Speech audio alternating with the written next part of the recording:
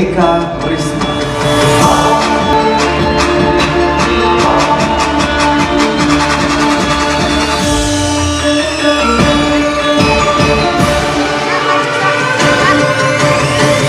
Hai semuanya, oke Karisma. Jadi kemarin dan hari ini aku baru saja mengikuti event Indonesia Fashion Parade 2024 yang diadakan oleh Yayasan Anugerah Maha Bintang Indonesia, dan acara ini sudah rutin ya untuk acara fashion design itu dari tahun 2022, dan Eka dulu pertama kali mengikuti fashion design competition di 2022. Di event tersebut bisa mendapatkan juara sampai akhirnya sampai detik ini dipanggil terus sebagai desainer tamu dan terus berkarya setiap tahunnya. Dan kemarin Eka membawa 4 desain terbaru, itu menggunakan material batik khas Banyumas dikombinasikan dengan tenun troso dari Jepara. Iya, jadi kalau Banyumas tersebut itu kan merupakan sebuah kabupaten, kemudian Purwokerto adalah kotanya. Jadi yang paling disorot adalah Banyumas. Kita orang Purwokerto, tapi kita yang memiliki banyak sejarah, kemudian banyak warisan budaya itu di kabupaten kita sendiri, yaitu Banyumas. Mengapa Eka memilih kainnya tuh dari Banyumas? Karena Eka merupakan warga asli Banyumas dan perwakilan generasi muda yang wajib sekali membawa budaya dan warisan daerah itu ke kancah nasional bahkan internasional. Jadi Eka selalu punya prinsip, ketika kita keluar daerah, kita wajib sekali membawa khas dari daerah kita sendiri. Jadi Eka punya tujuan ingin memperkenalkan budaya Banyumas itu ke kancah nasional dan internasional. Jadi pelan-pelan melalui event di dalam kota, kemudian kita masuk ke event luar kota, nasional, bahkan sampai internasional.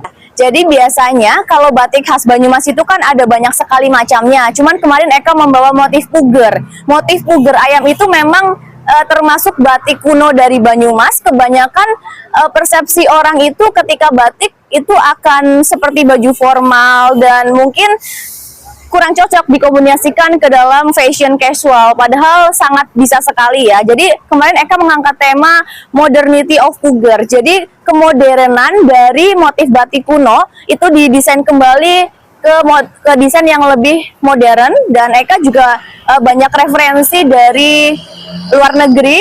Itu kan motif desain baju-baju Eka itu kemarin lebih ke crop top. Crop top itu banyak sekali ya. Sekarang anak-anak muda suka sekali dengan baju-baju crop top yang dari Korea, kemudian dari Jepang. Seperti kemeja yang Eka pakai juga ini model crop top. Dan itu sangat menarik sekali sih. Ternyata batik Banyumas yang orang kira batik itu hanya formal untuk kondangan, untuk kemeja, dan untuk kerja itu ternyata sangat cocok divisualkan dalam desain yang modern saat ini. Tadinya Eka hanya ingin menggunakan motif tenun troso dari Jepara, namun karena Eka warga atau perwakilan anak muda dari daerah Banyumas, itu wajib sekali membawa identitas Banyumas, yaitu Eka memilih motif puger. Tadinya itu mau milih yang lebih mungkin yang lebih kekinian seperti motif lumbon atau motif batik yang dengan warna-warni, namun Eka berpikir kembali lagi ke tadi. Motif puger itu kan termasuknya motif kuno ya. Jadi Eka ingin mengeluarkan motif kuno yang orang pikir itu kuno itu bisa menjadi sebuah desain fashion yang lebih modern dan cocok sekali dipakai untuk anak muda.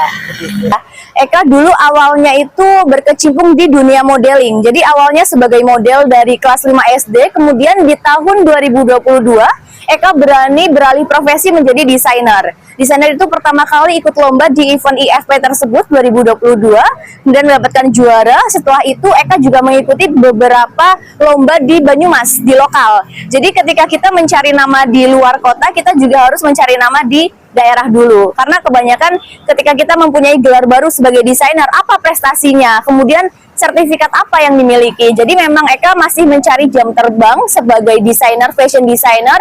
Kemudian Eka juga masih mencari prestasi sebagai fashion designer.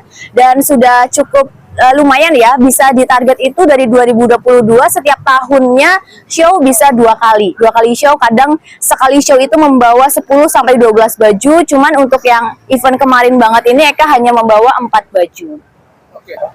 Iya, kemudian yang tadi Eka juga punya cita-cita dan ingin sekali membuat motif batik sendiri ya, karena sekarang Banyumas juga tahun-tahun kemarin itu muncul landmark baru atau ikon baru di Banyumas itu menjadi sebuah pro dan kontra.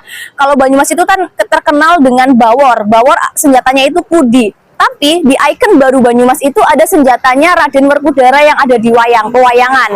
Itu kan apa hubungannya pewayangan tersebut dengan Banyumas? Ternyata memang kisah tersebut banyak terjadi di Banyumas dan buktinya juga banyak terjadi. Nah, dari situ Eka sebenarnya ingin sekali membuat motif baru dan memperkenalkan kepada khususnya masyarakat Banyumas yang mereka saja tidak tahu apakah tokoh di Banyumas itu hanya Bawor, padahal dari tokoh pewayangan juga ada. Jadi Eka ingin mengedukasi dari masyarakat Banyumas dulu dengan cara membuat motif batik yang nantinya memiliki makna dan filosofi yang sesuai dengan keadaan Banyumas. Kemudian akan Eka perkenalkan ke luar daerah, nasional, bahkan internasional. Biasanya kalau di wastra itu, khususnya di batik, itu ada beberapa pengrajin batik yang menggunakan pakem atau ilmu pasti. Kadang ketika kita ingin mengeksplor lebih luas, contohnya sekarang ada motif parang. Motif parang itu kan terkesan memang kuno ya, yang biasanya dipakai oleh leluhur.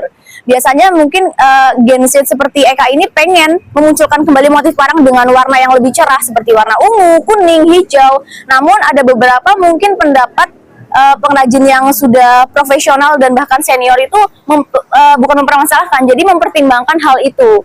Karena menyambungkan dengan filosofi yang ada. Filosofi tersebut dekat dengan leluhur, apakah pantas jika dikombinasikan dengan warna-warna cerah. Jadi mungkin kesulitannya kita memang harus riset lebih dalam lagi, kemudian kita memang harus mencari narasumber yang pada pakarnya. Jadi ketika kita menciptakan wastra baru atau mengulik wastra baru menjadi desain yang lebih modern atau kekinian saat ini, tidak salah dan tidak melanggar aturan yang ada. Keinginannya semoga bisa bekerja sama dengan brand luar negeri, dan di situ Eka bisa memasukkan wastra dari Banyumas, batik khas Banyumas. Dan Eka juga punya keinginan semoga suatu saat nanti bisa show dengan karya besarnya, yaitu menggunakan bahan dasar batik dari Banyumas di luar negeri. Itu mimpi Eka sendiri ya, semoga bisa tercapai dan Eka berhasil sebagai perwakilan anak muda membawa budaya dan aset daerah ke kancah internasional. Yang utama, Eka akan tetap membawa ciri khas Eka sendiri, yaitu harus ada identitas dari daerah sendiri, yaitu dari daerah Banyumas. Jadi material apapun yang Eka gunakan, sebanyak apapun yang Eka gunakan, akan diselipkan satu, entah itu sebagai bahan utama atau bahan pendukung, yaitu bahannya dari ikon-ikon atau warisan budaya dari daerah Banyumas. Karena itu sudah menjadi ciri khas Eka sendiri, dan ketika Eka berkarya kembali ke prinsip awal, Eka sebagai perwakilan anak muda asli Banyumas harus bisa mewakili Banyumas ke kancah nasional dan internasional. 2025 kita lebih menggunakan warna-warna yang lebih kekinian mungkin, yang lebih cerah lagi, kemudian bisa dipakainya tuh fleksibel, bisa di acara formal, kemudian informal juga. Cuman untuk ke arah 2025 itu masih belum terlalu terkonsep ya untuk saat ini. Iya, pesan untuk Gen Z ya, untuk perwakilan anak muda, jangan buang waktu kalian untuk bermain tidak jelas ya. Gunakan waktu kalian untuk berkarya, karena kita sebagai seniman atau sebagai profesi apapun itu, ketika kita bisa memunculkan karya dari hasil ide kita sendiri, itu merupakan sebuah kebanggaan dan pencapaian besar dalam diri kita sendiri. Kemudian jangan lupa, kemanapun kita pergi, kalau bisa kita harus bisa membawa identitas dari daerah kita sendiri. Karena kalau bukan kita, siapa lagi? Yang saya kutip dari budayawan Banyumas, dari Abah Titut Edi Purwanto, generasi muda adalah pewaris tunggal karya-karya leluhur. Jadi memang sudah menjadi tugas kita sebagai perwakilan anak muda untuk wajib membawa, memperkenalkan, kemudian melestarikan selalu budaya aset dari daerah kita sendiri.